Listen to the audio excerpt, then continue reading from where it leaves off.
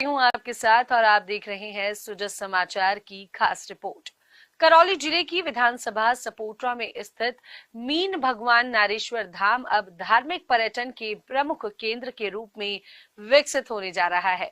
मुख्यमंत्री श्री भजनलाल शर्मा द्वारा इस प्राचीन स्थल के विकास हेतु 1,95,00,000 रुपए की राशि स्वीकृत की गई है, जिसका शिलान्यास विधायक श्री हंसराज मीणा ने किया। यह विकास कार्य न केवल धार्मिक भावना को बल देगा, बल्कि क्षेत्रीय विकास, रोजगार और जल संरक्षण जैसे कई पहलुओं को भी सशक्त बनाएगा। स्थानीय नागरिकों में इस सौगात को लेकर उत्साह है और वे मुख्यमंत्री के इस निर्णय के लिए आभार प्रकट कर रहे हैं। देखिए ये खास रिपोर्ट। विधानसभा सपोटरा के निशाना गांव में स्थित मीन भगवान नारेश्वर धाम को अब धार्मिक पर्यटन स्थल के रूप में विकसित किया जा रहा है।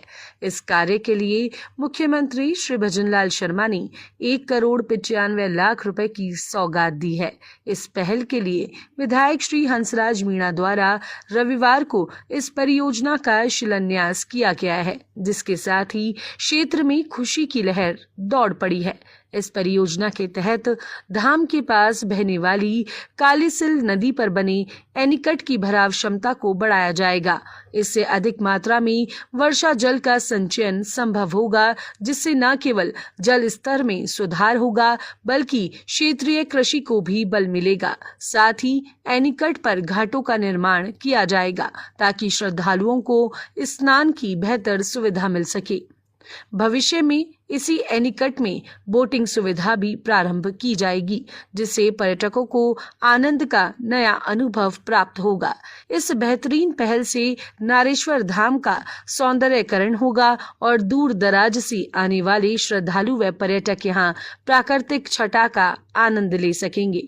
यह परियोजना धार्मिक आस्था, आधुनिकता और टिकाऊ विकास का अनूठा संगम बनकर उभरेगी। पहले मैं हमारे प्रदेश के यशस्वी मुख्यमंत्री भजनलाल शर्मा जी का आभार व्यक्त करना चाहता हूँ, क्योंकि मीन धाम नारेश्वर धाम मेहसाणा के अंतर्गत पिछले 7 अगस्त को माननीय मुख्यमंत्री जी इस जगह पर आए और उनके कार्यक्रम आगाज के बाद में उन्होंने इस स्थान के लिए सौंदर्यीकरण के लिए पीछे नदी में एनीकट निर्माण, घाटों का निर्माण और सौंदर्यीकरण हेतु आज ये जो शिलान्यास रखा गया, उसी के क्रम में ये प्रथम आगाज है और ये निश्चित रूप से आने वाले समय में सपोटरा के किसानों को इसके, क्योंकि जल स्तर जब बढ़ेगा तो निश्चित रूप से गांव के किसानों को इसका फायदा मिलने वाला है और ये जो पवित्र स्थान है इसके सौंदर्यीकरण में 4 चांद लगने वाले हैं। इस परियोजना में एक सुंदर पार्क का निर्माण भी प्रस्तावित है, जिससे यह स्थल न केवल धार्मिक ही नहीं बल्कि प्रकृति प्रेमियों के लिए भी आकर्षण का केंद्र बनेगा।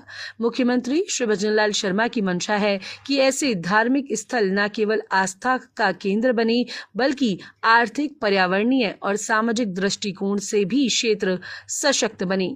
विधायक श्री हंसराज मीणा ने इस अवसर पर मुख्यमंत्री एवं जल संसाधन मंत्री श्री सुरेश सिंह रावत का आभार जताते हुए कहा कि यह योजना क्षेत्र के समग्र विकास में मील का पत्थर साबित होगी। उन्होंने बताया कि भराव क्षमता बढ़ने से सिंचाई की व्यवस्था बेहतर होगी और किसानों की कृषि आय में भी वृद्धि होगी। इसके साथ ही अगस्त 2024 को मीन नारेश्वर धाम में एक पेड़ मां के नाम अभियान की शुरुआत की गई थी, जो क्षेत्र में पर्यावरणीय जागरूकता का प्रतीक बन चुका है। इसी सोच के साथ अब धार्मिक पर्यटन को बढ़ावा देते हुए स्थानीय व्यवसाय, रोजगार और हरियाली को सुदृढ़ करने की दिशा में यह कदम अत्यंत महत्वपूर्ण है।